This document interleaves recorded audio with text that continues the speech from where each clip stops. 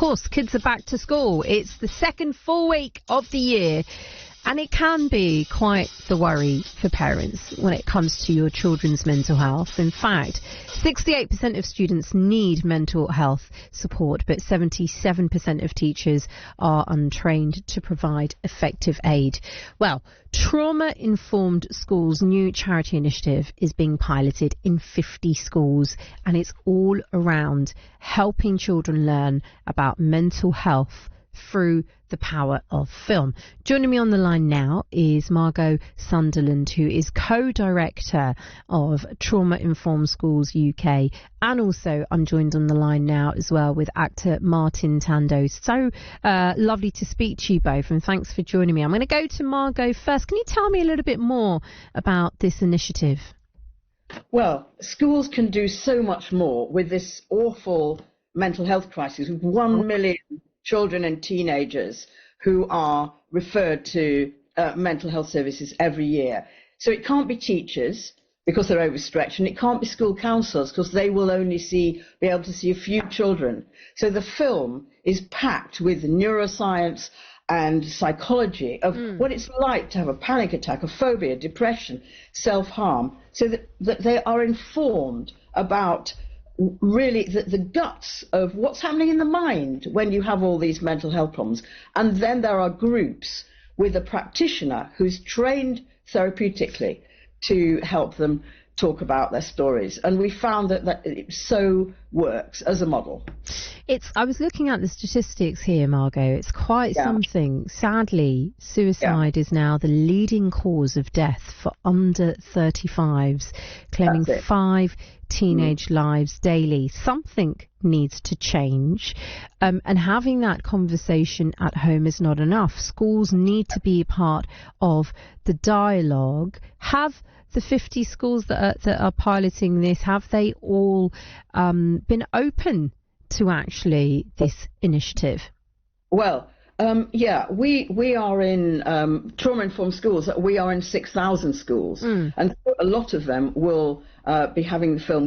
But we are premiering it this week, so we don't know how it's going to land. But we do know that the neuroscience, which we've been teaching for ages, and the psychology is such a relief for teenagers and children to know. They go, "Oh, I'm not mad. I'm not alone." Exactly. And then being able to speak about it in a group with a trained practitioner works. Martin, let me bring you in on this conversation. Hello. Hi, Martin. How did it feel being a part of this film then?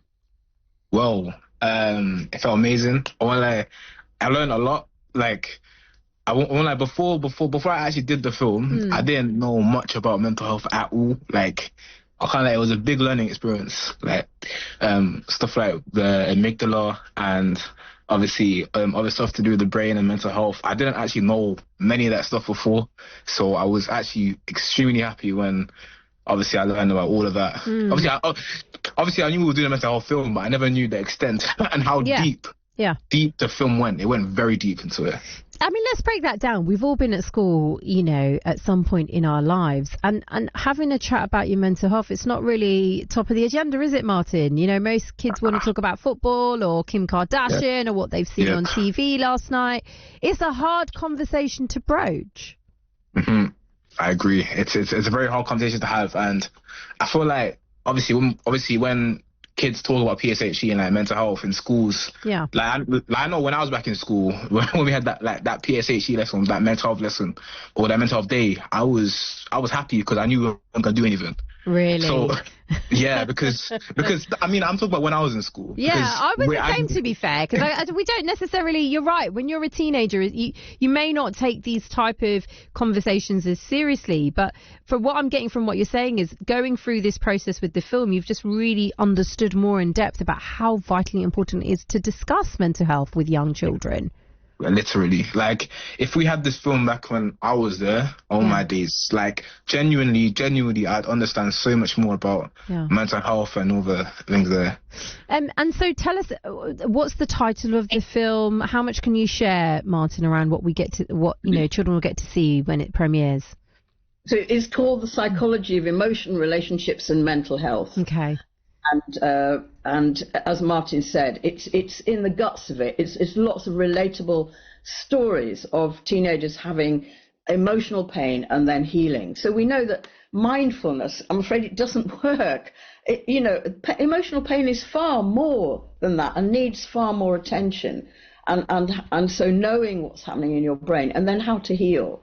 It's as Martin said, it's a far deeper level than PSHE ever was. Can I pick up on a point you made earlier on, Margot? Because you mentioned, obviously, that teachers are overworked. Part of this particular study, and I know we've heard from so many mental health charities that the UK's youth mental health crisis is at breaking point, but 77% of teachers are untrained to provide effective aid. I'm certain there will be some parents saying that training needs to be there for teachers as well. You're absolutely right. And that's why Trauma-Informed Schools, we've trained 6,000 teachers in schools, because they are the ones who have really meaningful relationships with children rather than bringing in a counsellor once a week to see a few children. And they've stepped up. And the research shows that appropriately trained teachers can be as impactful with mild to moderate mental health problems as trained therapists. And so, Martin, how are people going to be able to see this film then? The film itself is mostly going to be shown in like schools. Okay. So obviously the charity Trauma-Informed Schools UK will be in obviously 6,000 schools. Yeah. And obviously this is directed towards children. To be fair, I think all ages should be able to see this because this is an amazing experience. But I think targeting obviously these people so young, and obviously it's very important like to the growth of like the mind and everything. So yeah, this will mostly be shown in like schools, and I'm not too sure about whether it'll be broadcasted further. Maybe you never know. Listen, we're talking about listen, mate, we're talking about it on the radio. Anything is possible, because it's interesting, as you say, that it is something that should be available for adults as much as for children. I'd like to know on a personal level, Martin, I appreciate you're an actor, but taking on a project like this, what was the personal takeaway from this? What have you learned, yourself, around placing the importance of your own mental health? Well, when I looked at, like, obviously some of the stories that are actually in the film, I won't reveal it yet because obviously it's in the film. Yeah, absolutely. Fair enough. Yeah. No spoilers. No spoilers. Yeah. But, like, when I looked at, like, stuff that in the film, I found that a lot of the stuff I went through as well. So, obviously, a lot of kids go through, like, bullying and stuff like that. But most of the time you think, oh, just got to get on with it, or have thick skin, or stuff like that. But you never actually know why you're so down, depressed, or whatever. You actually never know, like, what's the root cause of it. And obviously, there's a lot of causes that you don't know about. I didn't know, but I'm not lying to you. I'm 20 right now. I didn't know about any of this stuff before I did the film. And honestly, when I on a personal level, when I actually got that film, it was so healing for me, because now I understood everything. Like, just it genuinely improved my life when I was able to do that. Can I say, I really appreciate you being so honest, because you're right, we should forever be learning, and especially when it comes to our own mental health. The other aspect for me, I think, which I'm really intrigued by, is this concept, which I didn't have when I was a young girl going to school, but I believe that we're in such a better state as a society, which is you can't be what you can't see. And especially when we talk about mental health, sadly, I have been affected, and I have lost 2 cousin sisters to suicide many years ago. But it's a conversation that people within our communities do not have. People of colour do not tend to necessarily, if we talk about the black community, the South Asian community, will not talk about and have these open dialogues. And I just wonder, firstly, I'll come to you, Martin, and then Margot. Martin, do you think this type of a film is going to open up these conversations for young people to speak to their parents, to their family? Because I'll be honest with you, even to this day, my family do not talk about what happened. In all fairness, I think, yes, obviously me being black myself, I think mental health is very, very overlooked on. So, like, for example, obviously, my mum was very traditional. If I was back in the day, were to go to her and maybe talk about mental health, she might have that traditional mindset. It's true that I've never actually been.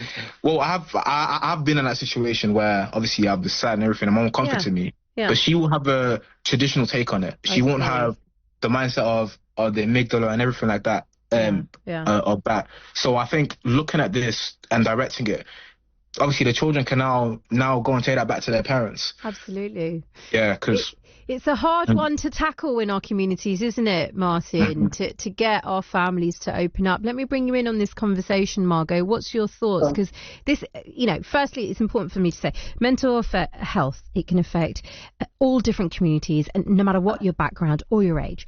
But there is something, unfortunately, within South Asian communities, within the black communities, that we do not tend to talk about this. Yeah, and I think it's sometimes because not having a language for emotion, but also a language of what's happening to the brain and the mind. Right. So, for example, with suicide, we know, and we talk about this on the film, there's no happy ever after, but there's no hell ever after, because you can't keep hold of the chemical activation. It will go, and that's the tragedy. When, like teenage heartbreak, someone throws themselves under a train, which I know happened to somebody I know, because you just couldn't wait. And to know that you can't hang on to those awful neurochemicals. They will change, and that's the tragedy of the impulsive teenage brain. So just knowing what's happening in the brain, what's happening neurochemically, it will pass, this too shall pass. We need to give teenagers and children the neuroscience of what's happening in their mind and the psychology and the coping mechanisms. Exactly. If I can think better, I do better. It's absolutely true.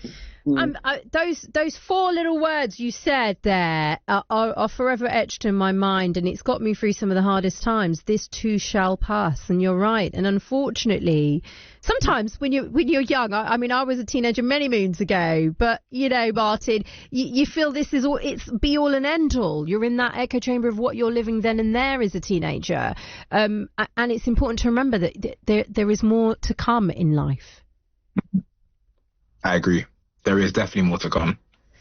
I think this is an important film. I hope that it will be available for all of us to see. Do people head to the website traumainformedschools.co.uk then, Margot, for more details? Yes, absolutely. Yeah. Well, listen, such an important chat. Thank you so much for joining me this afternoon, Martin and Margot. Thanks again for joining me. Been a pleasure. Thank you so much. Really enjoyed it. Margot Sunderland, co-director of Trauma Informed Schools UK, and actor Martin Tando there. Now, if you'd like more details, it's traumainformedschools.co.uk. It's been quite the hour, I have to say, and an important one actually. And I know in the coming weeks we'll come back and talk about this. We've been talking a lot about your mental health and well-being, right from speaking to Jamila in the first half hour through to speaking to Margot and Martin, especially for young people. So I just want to take a moment and pause and say, if you're concerned about anything that I've been talking about in this hour, please go to bbc.co.uk/action line. That's bbc.co.uk/